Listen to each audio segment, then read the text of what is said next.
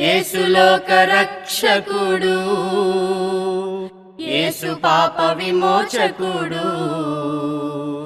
యేసు లోక రక్షకుడు, యేసు పాప విమోచకుడు. ఎంత ఘోర పాపినైనను ఎంచక మరి క్షమించును.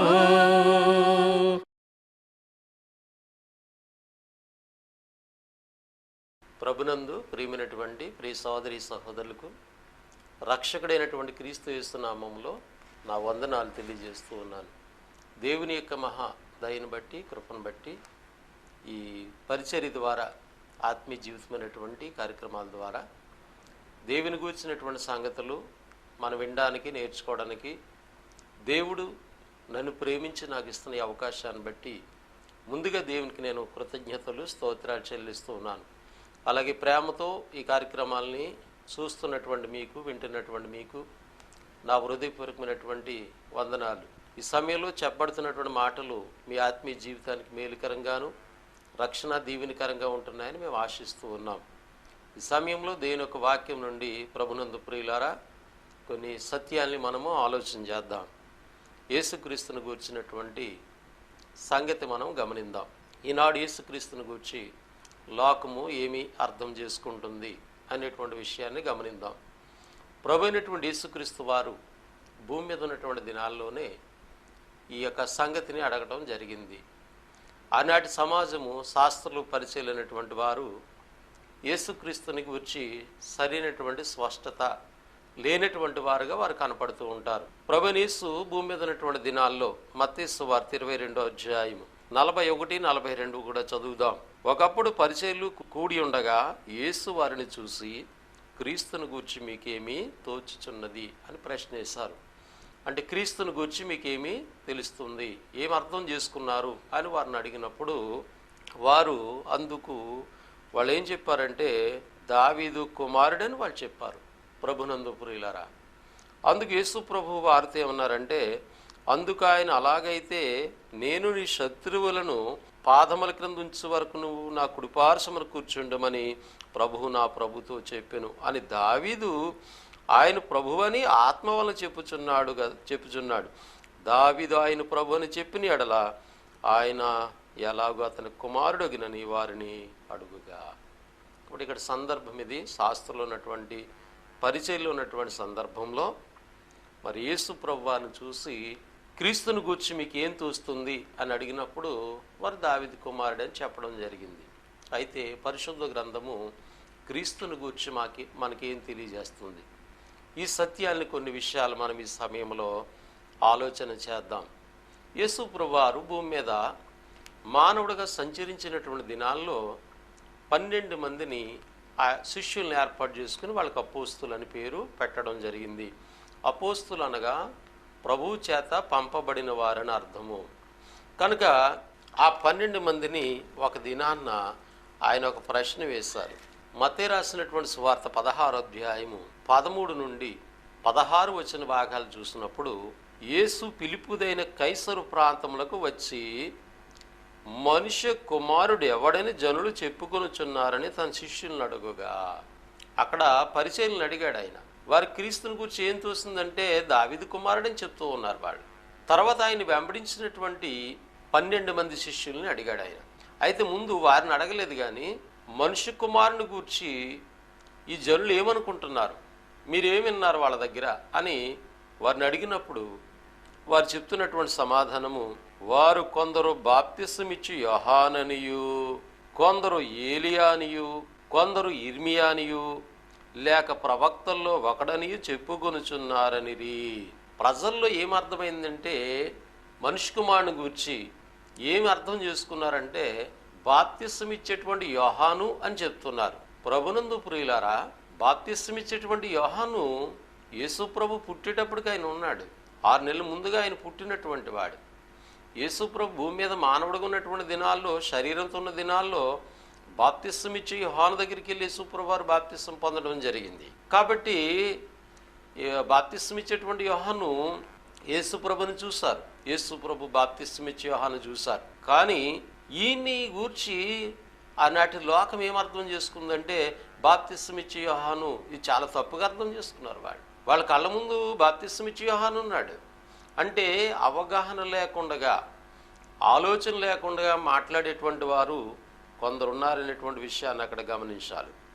మరికొందరు ఏమంటున్నారంటే వాళ్ళు ఏలియా అనియు, కొందరు ఏమన్నారంటే ఏలియాను అని అనుకుంటున్నారని చెప్పారు. మరికొందరు ఇర్మియా అని చెప్తూ ఉన్నారు. మరికొందరేమో ప్రవక్తల్లో ఒకరు అని చెప్పారు. అంటే ఈ పిలుపుదైన కైసర ప్రాంతానికి వచ్చి యేసు ప్రభు శిష్యుల్ని నా గురించి జనులు ఏమని చెప్పుకుంటున్నారని అడిగినప్పుడు సరైనటువంటి స్పష్టత లేని వారుగా కనపడుతున్నారు. వారు 4 రకాలుగా మాట్లాడారు. అందులో బాప్తిస్మం ఇచ్చే యోహాను, ఏలియా, ఇర్మియా లేదా ప్రవక్తల్లో ఒకడన్నారు.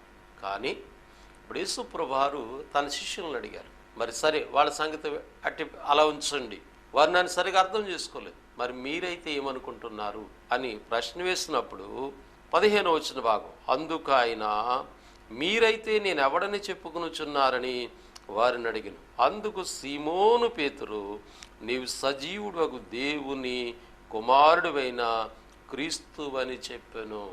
ప్రభునందు ప్రియులారా, శిష్యులకు అర్థమైనటువంటి సంగతి ప్రాముఖ్యంగా పేతురు గారు మాట్లాడుతున్నారు. నీవు సజీవుడువైనటువంటి దేవుని కుమారుడువైన క్రీస్తువని చెప్పాను.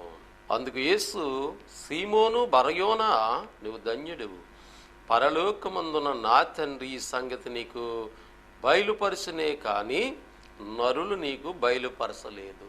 కాబట్టి ఇక్కడ ఈ యేసు దేవుని కుమారుడు అనేటువంటి విషయాన్ని ఎవరు తెలియజేశారు? తండ్రి అయినటువంటి దేవుడు పేతురు గారికి బయలుపరిచారు. కాబట్టి నరులకి అర్థం కాలేదు ఈ సంగతి, నరులకి తెలియదు.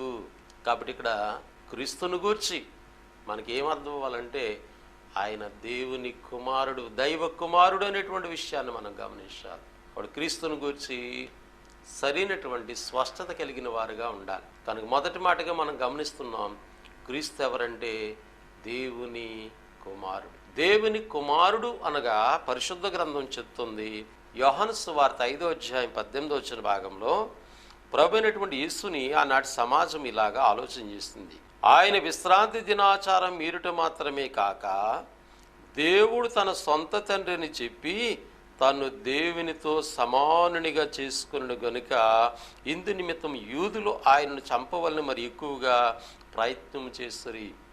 యూదులు ఎందుకు ఎక్కువగా యేసు ప్రభుని చంపాలని ప్రయత్నం చేస్తారంటే ఇక్కడ యోహాను గారు రాస్తున్నారు, ఆయన దేవుని కుమారుడు అని చెప్పాడు. దేవుని కుమారుడు అనగా దేవునితో సమానుడు అనేటువంటి విషయాన్ని ఇక్కడ మనం గమనించాలి. కనుక క్రీస్తు ఎవరంటే దేవుని కుమారుడు అనగా దేవునితో సమాన స్థితి కలిగిన వాడు. అపోస్తుడైనటువంటి పౌలు ఫిలిప్పీ పత్రికలో కూడా క్రీస్తు ప్రభువాన్ని గురించి మరి ఈ విషయాలను మనకు చక్కగా జ్ఞాపకం చేస్తున్నటువంటి విధానాన్ని మనం చూస్తూ ఉంటాం. ఫిలిప్పీలకు రాసినటువంటి పత్రిక 2వ అధ్యాయము 6వ వచన భాగంలో ఆయన దేవుని స్వరూపము కలిగిన వాడియుండి దేవునితో సమానముగా ఉండుట విడిచిపెట్టకూడని భాగ్యమని ఎంచుకోలేదు. కనుక యేసుక్రీస్తు దేవుని స్వరూపము, దేవుని పోలిక, దేవునితో సమానమైనటువంటి స్థితి కలిగినటువంటి వారుగా యేసుక్రీస్తుని గురించి మనకు గ్రంథం తెలియజేస్తుంది. కనుక క్రీస్తుని గురించి ఏం తెలియాలి మనకంటే ఆయన దేవుని కుమారుడు అనగా దేవునితో సమానమైనటువంటి స్థితి కలిగినటువంటి వాడు. కాబట్టి దేవుని కుమారుడని భూమి మీదకి మానవుడిగా వచ్చాడని ఆయన చాలా తక్కువగా ఆలోచన చేస్తున్నారు. ప్రభునందు ప్రియులారా, ఆనాటి సమాజంలో యేసుక్రీస్తు వారిని సాక్షాత్తు చూసినటువంటి రోమా గవర్నర్ అయినటువంటి పిలాతు గారి గురించి మనం ఒక మాటని గమనిస్తాం. యేసు ప్రభు వారిని సిలువేయాలని వారు తీసుకెళ్ళి రోమా గవర్నర్ అయినటువంటి పిలాతు దగ్గర నిలబెట్టారు. ఈ సందర్భంలో మాట్లాడుతున్నటువంటి మాటల్లో మరి పిలాతు గారు యేసు ప్రభుని కొన్ని ప్రశ్నలు వేసినప్పుడు ఒక సమాధానాన్ని మనము చూస్తాం. వీళ్ళు ఏం చెప్తున్నారంటే పిలాతు గారితో యూదులు, యోహాను సువార్త 19వ అధ్యాయము 7-8 వచనాలు చదువుతూ ఉన్నాను. వాళ్ళు అంటున్నారు, అందుకు యూదులు మాకు ఒక నియమము కలదు, తాను దేవుని కుమారుడునని ఇతడు చెప్పుకును గనుక ఆ నియమము చెప్పున ఇతడు చావవలనని అతనితో చెప్పిరి. యూదులు ఏం చెప్తున్నారంటే పిలాతు గారికి, అతడు ఈ యేసు దేవుని కుమారుడని చెప్పుకున్నాడు. దేవుని కుమారుడు అంటే అర్థం ఏంటి? దేవునితో సమానుడు. కాబట్టి దేవుని కుమారుడని చెప్పుకున్నాడు. కాబట్టి ఆ నియమమును బట్టి ఇతడు చంపేయాలి, ఇతను బ్రతకనివ్వకూడదు అని పిలాతుతో చెప్పినప్పుడు పిలాతు గారు చూడండి, పిలాతు ఆ మాట విని మరి ఎక్కువగా భయపడి, ప్రభునందు ప్రియులారా, క్రీస్తుని గురించి పిలాతుకు అర్థమైంది దేవుని కుమారుడు అనగా ఆయన ఎంతో భయపడుతున్నాడు. ఎందుకో తెలుసండి, దేవుని కుమారుడు అంటే దేవునితో సమానుడు. కాబట్టి ప్రభునందు ప్రియులారా, క్రీస్తుని గురించి మీకు ఏం అర్థం అవుతుంది? క్రీస్తుని గురించి మనకేం తోస్తుంది? ఆయన మనిషి కుమారుడిగా వచ్చాడు, కానీ ఆయన దేవుని కుమారుడు. పిలాతు అంటున్నాడు దేవుని కుమారుడు అనగానే పిలాతు భయపడిపోతున్నాడు. ఈనాడు సమాజము దేవుని కుమారుని గురించి విని భయపడుతుందా? విని విశ్వసిస్తుందా? అలా వినేలాగా విశ్వసించేలాగా దేవుని గురించి చెప్పేవారు, దేవుని గురించి నమ్మాము అని చెప్పుకునేవారు అలా ప్రవర్తిస్తున్నారా? యేసుక్రీస్తుని ఎలాగ మనం లోకానికి చూపిస్తూ ఉన్నాం? ప్రతి సంవత్సరం ఆయన్ని చిన్న బాలుడిగానే చేసేస్తుంది లోకం. ప్రతి సంవత్సరం చిన్నవాడిగానే చూపిస్తూ ఉన్నారు. కానీ పిలాతు భయపడిపోతున్నాడు. ఆయన దేవుని కుమారుడు అనగానే మిక్కిలి భయపడ్డాడు. ఈనాడు యేసుక్రీస్తుని గురించి సమాజం విన్నప్పుడు ఏం కావాలి? ఆయన దేవుని కుమారుడు అనగానే భయపడాలి లోకం. ఆయన గురించి వినగానే విశ్వసించేలాగా ఉండాలి. అలా ఉండట్లేదంటే మరి క్రైస్తవ లోకము యేసుక్రీస్తుని గురించి ఎలా అర్థం చేసుకుంటుంది? అనాలోచనగా అర్థం చేసుకుంటున్నామేమో. ఆనాటి లోకం కూడా అలాగ అర్థం చేసుకుంది. ఏలియా అని ఒకడంటున్నాడు, బాప్తిస్తం ఇచ్చే అని ఒకడంటున్నాడు, లేదా ఇర్మియా అని ఒకళ్ళు అంటున్నారు, లేదా ప్రవక్తలు ఒకడని చెప్పుకున్నారు వాళ్ళు. ఆనాటి పరిచయలేనటువంటి వారేమో దావీదు కుమారుడు అని చెప్పుకుంటున్నారు. వాళ్ళు దావీదు కుమారుడిగా ఈ లోకానికి వస్తాడని చెప్పారు. ఆయన దావీదు కుమారుడైతే ప్రభు నా ప్రభుతో కుడిపార్శ్వమని కూర్చుండమని ఎట్లా చెప్తాడని యేసుప్రభు ప్రశ్న వేసినప్పుడు వాళ్ళు ఒక్క మాట కూడా సమాధానం చెప్పకుండా వెళ్ళిపోయారు వాళ్ళు. కనుక ప్రభునందు ప్రియులారా, ఆలోచన చేయండి. క్రీస్తుని గూర్చి మీకేమీ తోచుచున్నది? క్రీస్తు దేవుని కుమారుడు, దైవ కుమారుడు అనగా దేవునితో సమాన స్థితి కలిగినటువంటి వాడు. అట్టి సమానమైన స్థితి విడిచిపెట్టి ఈ లోకంలో ఉన్నటువంటి నిన్ను నన్ను రక్షించడానికి ఆయన ఈ లోకానికి వచ్చాడు. కనుక మొదటి మాటగా యేసు దేవుని కుమారుడు. రెండో మాటని మనం ఆలోచించేద్దాం. క్రీస్తుని గురించి మనకేమర్థం అవుతుందంటే క్రీస్తు లోకరక్షకుడు. క్రీస్తు ఎవరండి? లోకరక్షకుడు. మానవులకు రక్షకుడు ఆయన. ఈ లోకములో మానవ జీవితంలో రక్షణ అనేటువంటి చాలా అవసరం. మానవుడు రెండు భాగాలుగా ఉన్నాడు ప్రభునందు ప్రియులారా. ఒకటి శరీరము, మరొకటి ఆత్మ. ఆత్మ దేవుడిచ్చినటువంటిది. ప్రతి మనిషిలో జీవాత్మను కలిగి ఉన్నాడు ప్రతి మనిషి. మానవుడి సృష్టిలో ఎంతో శ్రేష్టమైనటువంటి వాడు. ప్రతి జంతువులకి ప్రాణం ఉంది కానీ ఆత్మ లేదు. కానీ ఒక మానవుడికి ప్రాణము ఆత్మ కూడా కలిగి ఉన్నాడు. ఈ ఆత్మ ప్రారంభ మానవుల్లోనే దేవుడు ప్రవేశపెట్టాడు. దేవుడు తన జీవవాయువును ఓదగా నరుడు జీవాత్మ అయ్యాడు. ఆ జీవాత్మ కలిగి మానవుడు ఈ లోకంలో జీవిస్తూ ఉన్నాడు. అందుకే మానవుడు దేవుని పోలిక, దేవుని స్వరూపం. అయితే ఆ మానవుల్లో ఉన్నటువంటి ఆత్మను గురించి మానవుడు ఆలోచించకుండా శరీరాన్ని బట్టి బ్రతికి, శరీరాన్ని బట్టి పాపంలో పడి, పాపం వల్ల వచ్చే జీతము మరణం. ఏంటి ఆ మరణం అంటే నిత్య మరణం. శరీర సంబంధమైన మరణము ప్రతి ఒక్కరికి వస్తుంది. కానీ ప్రభునందు ప్రియులారా, ఆత్మ సంబంధమైనటువంటి మరణం అనగా ఆత్మకి చావు లేదు. దేవుడు శాశ్వతమైనటువంటి వాడు, దేవుడు నిత్యుడు, దేవుడు మరణము లేనటువంటి వాడు, అమరత్వము కలిగినటువంటి వాడు. ఆ దేవుడిచ్చినటువంటి జీవాత్మ కూడా మరణము లేనటువంటిది. అయితే మానవుడు తన శరీరాన్ని బట్టి బ్రతికి, శరీర ఆలోచనలు బట్టి బ్రతికి, శరీర కోరికలను బట్టి బ్రతికి మానవుడు తన ఆత్మను నిత్య నరకానికి పంపిస్తున్నాడు మరణం తర్వాత. ఆత్మ అలాగ నరకములో నశించిపోవటము దేవునికి ఎంత మాత్రం ఇష్టం లేదు. అందుకని ఏ మానవుడు కూడా నశించిపోవటం దేవుడికి ఇష్టం లేక దేవుడు లోకమును ఎంతో ప్రేమించి తను కుమారుడైనటువంటి యేసుక్రీస్తు ద్వారా నిత్య జీవానికి పాత్రులుగా ఉండాలని ప్రభువైనటువంటి యేసుక్రీస్తుని దేవుడు ఈ లోకమునకు పంపించారు. అందుకే క్రీస్తు ఈ లోకానికి ఎందుకు వచ్చాడంటే పాపులను రక్షించుటకు యేసుక్రీస్తు లోకమునకు వచ్చను అనేటువంటి మాట నమ్మదగినది, అది అంగీకరించడానికి యోగ్యమైనటువంటిది అనేటువంటి సత్యాన్ని దేవుని వాక్యం మనకు తెలియజేస్తున్నది. ప్రభునందు ప్రియులారా, అపోస్తలుడైనటువంటి పౌలు తిమోతి గారికి మాటని గుర్తు చేశారు. తిమోతికి రాసినటువంటి మొదటి పత్రిక 1వ అధ్యాయం 15వ వచన భాగం. పాపులను రక్షించుటకు క్రీస్తు యేసు లోకమునకు వచ్చెనను, వాక్యము నమ్మదగినదియు పూర్ణాంగీకారమునకు యోగ్యమునై ఉన్నది, అట్టి వారిలో నేను ప్రధానుడును. అపోస్తుడైన పౌలుని అర్థం చేసుకోవాలి క్రైస్తవ సమాజము. పౌలు గారు చెప్పారు, అపోస్తులందరిలో కూడా ఎక్కువగా ప్రయాసపడినటువంటి వాడు, క్రీస్తుని పోలి జీవించినటువంటి వాడు. ఆయన చెప్పాడు సంఘానికి, నేను క్రీస్తుని పోలి నడుచుకున్న ప్రకారము మీరు నన్ను పోలి నడుచుకోండి అని చెప్పాడు పౌలు గారు. ఆ పౌలు ద్వారా మనకి పరిశుద్ధాత్మ దేవుడు వ్రాయించినటువంటి మాటని తిమోతి పత్రికలో మనం చూస్తూ ఉన్నాం. పాపులను రక్షించుటకు క్రీస్తు యేసు లోకమునకు వచ్చునను, వాక్యము నమ్మదగినది పూర్ణాంగీకారమునకు యోగ్యమునై ఉన్నది, అట్టి వారిలో నేను ప్రధానుడు. నేను మొదటివాడిని ఈ వాక్యాన్ని నమ్మటానికి, ఈ మాట నమ్మటానికి. యేసుక్రీస్తు పాపులను రక్షించడానికి వచ్చాడు. కాబట్టి క్రీస్తు ఎవరంటే రక్షకుడు అండి. యేసుని గురించి మనకేం అర్థం కావాలి లోకానికి? ఒకటి, ఆయన దైవ కుమారుడు. రెండవదిగా ఆయన రక్షకుడు అనేటువంటి సత్యాన్ని మనం గమనించాలని దేవుని వాక్యం మనకి ఇక్కడ జ్ఞాపకం చేస్తుంది. అందుకని యేసు ప్రభువారు పుట్టుకలోనే ఆయనకు ఒక పేరు పెట్టడం జరిగింది. మత్తయి సువార్త 1వ అధ్యాయంలో మనం ఈ మాటలు చూస్తూ ఉంటాం. కన్యకైన మరియా ప్రదానం చేయబడిన తర్వాత దేవుని వల్ల దయాప్రాప్తురాలుగా పిలువబడింది.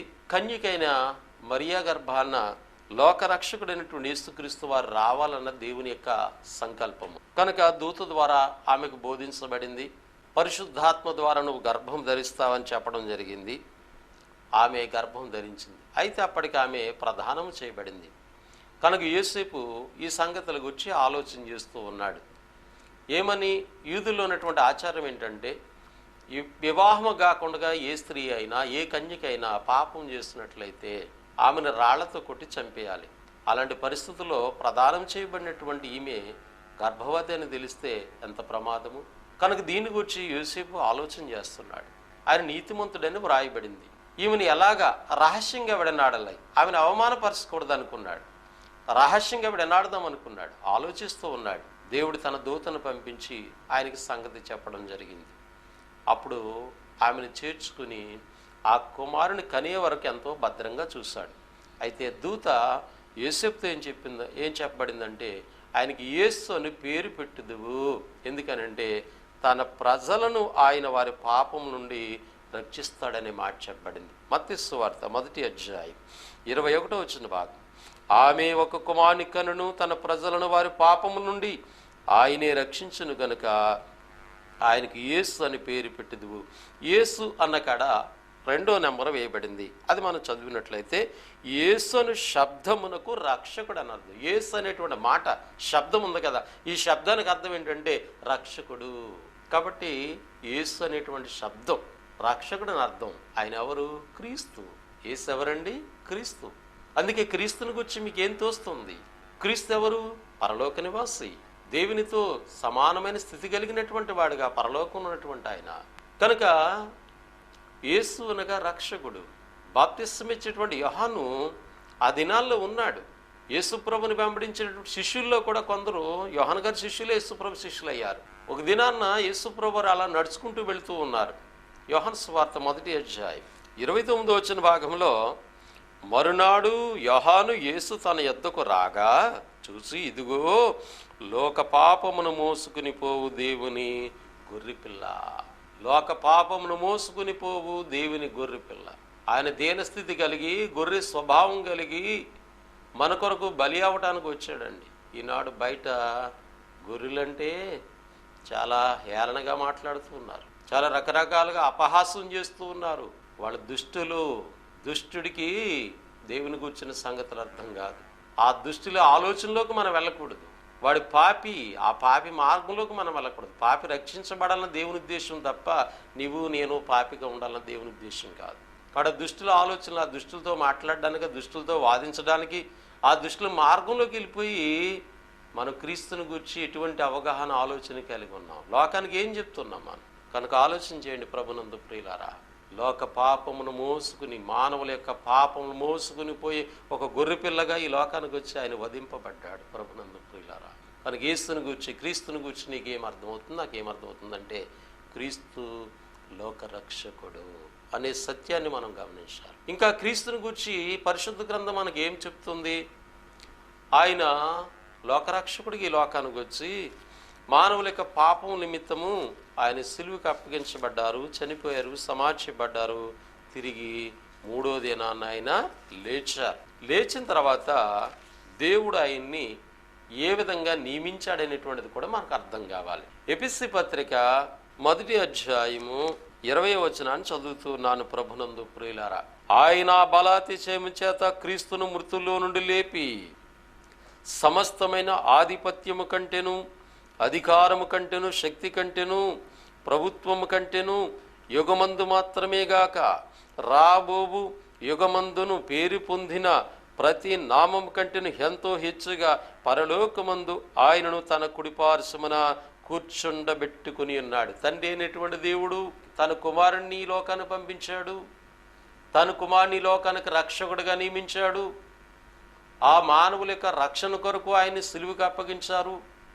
ఆయన సిలువలో చనిపోయి సమాధిపడి తిరిగి 3వ దినాలు లేచారు. ఆ లేచినటువంటి ఆయనను, ఆ క్రీస్తుని, ఆ యేసుని క్రీస్తుగా లేపాడు. ఆయన ఎలా చేశాడనేటువంటిది ఇక్కడ పౌలు చెప్తున్నాడు. ఆయన ఆ బలాతిశయము చేత క్రీస్తును మృతుల్లో నుండి లేపి సమస్తమైన ఆధిపత్యము కంటేను, అధికారము కంటేను, శక్తి కంటేను, ప్రభుత్వం కంటేను యుగమందు మాత్రమే గాక రాబో యుగమందును పేరు పొందిన ప్రతి నామం కంటేనే ఎంతో హెచ్చుగా పరలోకమందు ఆయన్ను తన కుడిపార్శ్వమున కూర్చుండబెట్టుకుని ఉన్నాడు. మరియు సమస్తమును ఆయన పాదముల క్రింద ఉంచి సమస్తం పైన ఆయన సంఘమునకు శిరస్సుగా నియమించను. 3వ మాట ఏంటో తెలుసండి? క్రీస్తుని గూర్చి నీకు నాకు ఏమి తోస్తుంది? ఆయన్ను సంఘమునకు శిరస్సుగా నియమించాడు. యేసుని క్రీస్తుగా లేపి ఆ క్రీస్తుని దేవుడు సంఘమునకు శిరస్సుగా నియమించాడు. అర్థమవుతుందా మనకి? క్రీస్తుని గురించి లోకానికి అర్థమయ్యేటట్టు మనం చెప్పగలుగుతున్నామా? క్రీస్తుని మనం అర్థం చేసుకున్నామా? ఆలోచన చేయండి ప్రభునందు ప్రియమైనటువంటి వాళ్ళ. లేపిన తర్వాత సమస్తము కూడా ఆయన పాదముల క్రింద ఉంచాడట. అందుకని యేసు ప్రభువారు తిరిగి లేచిన తర్వాత శిష్యులకు కనపడి అనేక పర్యాయములు ఆయన కనపడ్డాడు. అనేకమైనటువంటి రుజువులు వాళ్ళకి చూపాడు. అని చెప్తున్నాడు. పరలోకం వెళ్ళే ముందుగా చెప్పాడు, ఇదిగో పరలోకమందును భూమి మీదను నాకు సర్వాధికారం ఇవ్వబడి ఉన్నది. పరలోకమందు భూమి మీద నాకు ఏముంది? సర్వాధికారం ఉంది. ఈ భూమి మీద ఏంటి అధికారము? సంఘానికి శిరస్సుగా నియమించబడ్డాను. ఆయన్ని దేవుడు సంఘానికి శిరస్సుగా నియమిస్తున్నాడు. ఈ విషయాన్ని పౌలు గుర్తు చేస్తున్నాడు. ఆయన్ను సంఘము శిరస్సుగా నియమించును, ఆ సంఘము ఆయన శరీరము. కాబట్టి సంఘమేమో యేసుప్రభు యొక్క శరీరము. ఆ సంఘానికి శిరస్సు ఎవరంటే యేసుప్రభు. శిరస్సు అనగా అధికారి. శిరస్సు అంటే అర్థం ఏంటి? అధికారి. సంఘం మీద, సంఘానికి శిరస్సు యేసుక్రీస్తు. కాబట్టి ఆయనకు అధికారము చెప్పిన, ఆయన ఆలోచన చెప్పిన, ఆయన ఉద్దేశం చెప్పిన సంఘము నడిపించబడాలి. ఇందులో మానవుడు అధికారం చేయడానికి అవకాశం లేదు, మానవ ఆలోచనలు ఉండడానికి అవకాశం లేదు. అయితే మరి ఈరోజు మనకి ఏమర్థమవుతుంది క్రీస్తుని గురించి? ఆయన ఎప్పుడు లోకానికి ఎలా చూపిస్తున్నాం, ఎలా ప్రకటిస్తున్నాం? క్రీస్తుని గురించి మనం అర్థం చేసుకున్నామా? ఆనాటి పరిచయలు అర్థం చేసుకోలేదు. దావీదు కుమారుడని ఊరుకున్నారు వాళ్ళు. ఆనాటి ప్రాంతంలో ఉన్నటువంటి వారు అర్థం చేసుకోలేదు. వారేమో ఏలి అంటున్నారు, ఇర్మియా అంటున్నారు, ప్రవక్తల్లో ఒకటి అంటున్నాడు, లేకపోతే బాప్తిస్మ యోహాను అంటున్నారు. అవగాహన లేదు వాళ్ళకి. శిష్యులైనటువంటి పేతురు అర్థం చేసుకున్నాడు, సజీవుడైన దేవుని కుమారుడని చెప్పాడు ఆయన. వాళ్ళకి అర్థమైంది ఆయన రక్షకుడు, రక్షకుడిగా లోకాన్ని ప్రకటించారు. వాళ్ళు సంఘానికి శిరస్సుగా వాళ్ళు కలిగి జీవించారు. ఆ విధంగా సంఘము నడిపించబడింది ప్రభునందు ప్రియులారా. కనుక క్రీస్తుని గురించి నీకు నాకు అర్థం కావస్తుంది.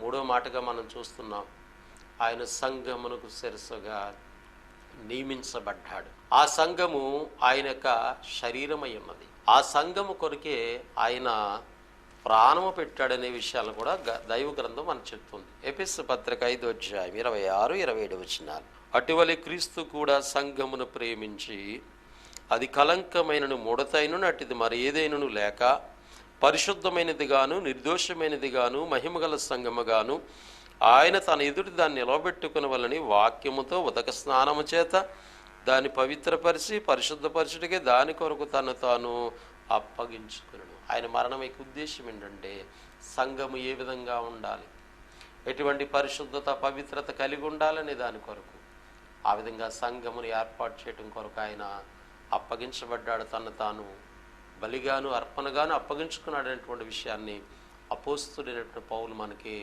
జ్ఞాపకం చేస్తున్నాడు. ప్రభునందు ప్రియులారా, అట్టి సంఘము కొరకు అంటే ఇప్పుడు సంఘానికి శిరస్సుగా నియమించబడ్డాడు. సంఘము ఆయన శరీరం అయినది కాబట్టి ఆ శరీరం కొరకు నీవు నేను ఏం చేస్తున్నాను, ఏం అర్థమైంది క్రీస్తుని గురించి నీకు నాకు? పౌలుకి అర్థమైంది. ఆయన అంటున్నాడు కొలస్సీ పత్రిక 1వ అధ్యాయం 24వ భాగంలో, ఇప్పుడు మీ కొరకు నేను అనుభవించుచున్న శ్రమల యందు సంతోషించుచు. కొలసీలో ఉన్నటువంటి ప్రభు సంఘంతో మాట్లాడుతూ ఉన్నాడు. ఇప్పుడు మీ కొరకు నేను అనుభవించుచున్న శ్రమల యందు సంతోషించుచు సంఘము అను ఆయన శరీరము కొరకు క్రీస్తు పడిన పాటలలో కొదవైన వాటి యందు నా వంతు నా శరీరమందు సంపూర్ణము చేస్తున్నాను. నా శరీరమందు నేను సంపూర్ణము చేస్తున్నాను అని చెప్తున్నాడు. దేని కొరకు? క్రీస్తు ప్రభువారు పడినటువంటి పాటల్లో ఇంకా ఏదైనా కొదవ ఉంటే ఆ కొదవను తీర్చడానికి నా శరీరమందు నా వంతు నేను చేస్తున్నాను. ఈనాడు ప్రభుని నమ్మినటువంటి బిడ్డలు, సంఘములో ఉన్నటువంటి వారు, నీ వంతు ఏంటి? నీ శరీరం ద్వారా సంఘము కొరకు నీ వంతు ఏం ప్రయాసపడుతున్నావు, ఏం శ్రమ పడుతున్నావు ప్రభు కోసం, సంఘము కోసం? అర్థమైందా? క్రీస్తుని ఏమర్థం చేసుకున్నాం? ఆయన సంఘానికి శిరస్సుగా నియమించాడు. ఆ సంఘం ఆయన శరీరం. దాని కొరకు పౌలు అపోస్తులు ప్రయాసపడ్డారు. ఆదిమ సంఘము ప్రయాసపడింది. ఈనాడు ఆ పేరు చెప్పుకుని ఆ సంఘముగా ఉంటున్నటువంటి మనము మరి ఏ విధంగా ఆయన శరీరం అనేటువంటి సంఘము కొరకు క్రీస్తుని శిరస్సుగా కలిగి ఆయన అధికారమును మనం ఒప్పుకుంటూ మనము ఎలా జీవిస్తున్నాం, మనం ఎలా ప్రయాసపడుతున్నాం ఆయన కొరకు మనం ఆలోచన చేయాలని ప్రేమతో మీకు ఈ మాటలు నేను జ్ఞాపకం చేస్తున్నాను. కనుక ప్రభునందు ప్రియులారా, క్రీస్తుని గురించి మనకి ఏం తెలియాలి, ఏం తెలుస్తుంది? దేవుని కుమారుడు, రెండోది మానవాళికి రక్షకుడు, మూడవది సంఘమునకు శిరస్సు. ప్రియులరా, 3 సంగతులు మనము ఆలోచన చేస్తాం. మరొక మాటని ఆలోచన చేద్దాం. క్రీస్తు దేవుని రాజ్య స్థాపకుడు అనేటువంటి విషయాన్ని కూడా దైవ గ్రంథం మనకు జ్ఞాపకం చేస్తుంది. ఆయన దేవుని రాజ్యం భూమి మీద స్థాపించడానికి వచ్చాడు. రాజ్యము సంఘము అనేటువంటి పదాలను మనం జాగ్రత్తగా అర్థం చేసుకోవాలి. మత్తయి సువార్త 16, 18, 19 వచనాల్లో, మరియు నువ్వు పేతురువు, ఈ బండ మీద నా సంఘమును కట్టుదును, పాతాళంలో ఒక ద్వారములు దాని ఎదుట నిలువ నేరవు. పాతాళమును తప్పించబడాలంటే ఈ భూమి మీద ప్రభు రక్తదాన చేత కొన్నటువంటి సంఘాన్ని మనం గుర్తించి ఆ సంఘములో మనం ఉంటూ అనేక మందిని నడిపించాలి. ఇంకా ఆ సంఘము ఆయన రాజ్యంగా చెప్పబడుతున్నది. పరలోక రాజ్యం యొక్క తాళపు చెవులు నీకు ఇస్తానన్నాడు ఆయన. పరలోకం యొక్క రాజ్యం యొక్క తాళపు చెవులు అంటే పరలోక రాజ్యం యొక్క తాళపు చెవులు అంటే అర్థం ఏంటి? భౌతికంగా ఆలోచన చేయకూడదు ప్రభునందు ప్రియులారా. తాళం అనే మాటకి బైబిల్ ఏం చెప్తుందంటే జ్ఞానం అని చెప్పింది. లూకాసు వార్త 11వ అధ్యాయం 52 భాగంలో ప్రభు అయినటువంటి యేసుక్రీస్తు వారు శాస్త్రుల పరిచయం ఏం చేశారంటే, జ్ఞానం అనే తాళపు చెవిని ఎత్తుకుపోయారు, మీరు అందులో ప్రవేశింపరు, ప్రవేశించే వారిని ప్రవేశింపనీయరని వారిని హెచ్చరించాడు. అంటే పరలోకం వెళ్ళాలంటే జ్ఞానం ఉంది. ఆ జ్ఞానం అనేటువంటి తాళపు చెవిని వాళ్ళు ఎత్తిపోరు. కానీ ఇక్కడ యేసుప్రభువారు పేతురుతో మాట్లాడుతున్నారు, పరలోక రాజ్యం యొక్క తాళపు చెవి నీకు ఇస్తాను అన్నాడు. అంటే జ్ఞానం, పరలోకంలో కూర్చున్నటువంటి జ్ఞానం. ఆ జ్ఞానాన్ని పెంతెకొస్తు పండుగ నాడు పేతురు గారు బోధించడం 3000 మంది సంఘముగా ఏర్పడ్డారు. ఆ సంఘము ఆయన అధికారమునకు లోబడింది. అదే అధికారానికి లోబడ్డమే రాజ్యం అండి. రాజ్యం అంటే అధికారం. క్రీస్తు ప్రభువుకి అధికారానికి లోబడ్డారు. వారు తమను పరిపూర్ణంగా తగ్గించేసుకున్నారు, ప్రభుని హెచ్చించుకున్నారు. ఆయన రాజుగా బైబిల్ చెప్తుంది, మీరు సిలువేసినటువంటి యేసును దేవుడు క్రీస్తుగాను ప్రభువుగాను నియమించాడు. సంఘానికి శిరస్సుగాను, క్రీస్తు అంటే సంఘానికి శిరస్సు, ప్రభు అంటే రాజు. సంఘం అనేటువంటి రాజ్యానికి ఆయన రాజుగా నియమించబడ్డాడు. ఈ సత్యాన్ని ఆనాటి సమాజానికి పేతురు బోధించారు. అందుకని పౌలు కూడా అంటున్నాడు, కొలస్సీ పత్రిక 1వ అధ్యాయం 13వ భాగంలో, ఆయన అంధకార సంబంధమైన అధికారములోండి మనల్ని విడుదల చేసి తాను ప్రేమించిన తన కుమారుని యొక్క రాజ్య నివాసులుగా చేసెను. పౌలు గారు కూడా ఎక్కడున్నారంట? ఆయన రాజ్యములో నివాసం చేస్తున్నాను అంటే చెప్తున్నాడు. ఏంటి ఆ రాజ్యం? భూమి మీద ఉన్నటువంటి క్రీస్తు ప్రభు సంఘము దేవుని యొక్క రాజ్యం. కాబట్టి క్రీస్తుని మనం ఎలా ఒప్పుకోవాలి? సంఘానికి శిరస్సుగా ఒప్పుకున్నాము, తర్వాత రాజుగా ఒప్పుకోవాలి. ఆయన రాజ్యం భూమి మీద ఉంది ప్రభునందు ప్రియులారా. ఆ రాజ్యంలోనికి మనం వెళ్ళాలి, ఆ రాజ్యంలోకి రావాలి. అందుకే పరలోక రాజ్యం సమీపించున్నది, మీరు మారు మనసు పొందండి అని మరి బాప్తిస్మిచ్చి యోహాను ప్రకటన చేశారు, తర్వాత యేసుప్రభువు వారు ప్రకటన చేశారు, తర్వాత అపోస్తులు ప్రకటన చేశారు రాజ్యం గురించి. ఈ రాజ్య సువార్త సకల జనులకు ప్రకటించబడాలి అని చెప్పబడింది. అలాగే సంఘ పెద్దలైనటువంటి మరి ఫిలిప్పు, ఇంకా అనేక మంది ఆ సంఘ పెద్దలు ప్రకటించారు. ఫిలిప్పు ప్రకటిస్తాడు దేవుని రాజ్యమును గూర్చి, యేసుక్రీస్తు నామమును గూర్చి మరి ప్రకటించారు. కనుక ప్రభునందు ప్రియులారా, 4వ మాట ఏంటంటే క్రీస్తు ఆయన రాజ్యానికి రాజుగా ఉన్నాడు. ఆ రాజ్యం భూమి మీద ఉంది, అదే సంఘం అనేటువంటి సత్యాన్ని మనం గమనించాలి. అందుకే యేసుక్రీస్తు 2వ రాకడలో ఈ రాజ్యాన్ని అప్పగించడానికి ఆయన వస్తున్నాడనే సత్యాన్ని కూడా మనకి గ్రంథం తెలియజేస్తుంది. కొరింథీయులకు రాసిన మొదటి పత్రిక 15వ అధ్యాయము 24వ భాగంలో, అటు తరువాత ఆయన సమస్తమైన ఆధిపత్యమును అధికారమును సమస్తమైన అధికారం బలము కొట్టివేసి తన తండ్రి అయిన దేవునికి రాజ్యము అప్పగించును, అప్పుడు అంతము వచ్చును. కాబట్టి భూమి మీద ఉన్నటువంటి ఆ రాజ్యాన్ని అప్పగించడానికి మరల యేసుక్రీస్తు 2వసారి రాబోతున్నారు. కనుక ఈ సత్యాన్ని మనం అర్థం చేసుకుని మరి క్రీస్తుని గూర్చి మనం లోకానికి ఏ విధంగా ప్రకటించాలో ఆ విధంగా ప్రకటిద్దాం. కనుక క్రీస్తుని గూర్చి మనకి ఏం తోస్తున్నది? సమయాన్ని బట్టి నేను ఒక 4 సంగతులు మీకు ప్రేమతో తెలియజేశాను. ఈ మాటలు మీరు అర్థం చేసుకుని వాటి ప్రకారంగా జీవిస్తారని ప్రేమతో మాటలు తెలియజేస్తూ ముగిస్తూ ఉన్నాను. మీ అందరికీ నా వందనాలు. పరిశుద్ధుడైన మా తండ్రి, ప్రేమగల ప్రభు, చెప్పబడినటువంటి మాటలు నిష్ప్రయోజనం కాకుండా బిడ్డలందరి జీవితాల్లో మరి మీకు మహిమకరంగాను బిడ్డలకు దీవెన రక్షణకరంగా ఉండేటట్టు సహాయం చేయండి. ఈ మాటలు ఏ ప్రాంతాల్లో విన్నారో అట్టి వారు అర్థం చేసుకుని క్రీస్తుని గూర్చి సరైనటువంటి అవగాహన కలిగిన బిడ్డలుగా ఉండేటకు సహాయం చేయండి. దాన్ని ప్రోత్సహించినటువంటి సంఘమును సహకారాలను బట్టి, అలాగే ఈ కార్యక్రమాలకు సహకరిస్తున్న బిడ్డలను బట్టి నీకు స్తోత్రాలు చెల్లిస్తూ మమ్మల్ని పరిపాలించిన నాయకుల అధికారులు, మా దేశ రాష్ట్ర ప్రతినిధిగా ఇంతవరకు మీ కృపా కనికరును బట్టి ఇంతవరకు ఈ సమయాన్ని ఇచ్చి మమ్మల్ని కాపాడుతున్నారు. రాబోయే సమయానికి కూడా మీ యొక్క కృపా కాపుదల మాపయించమని యేసుక్రీస్తు నామములో ప్రార్థిస్తున్నాం తండ్రి. ఆమేన్. వందనములు.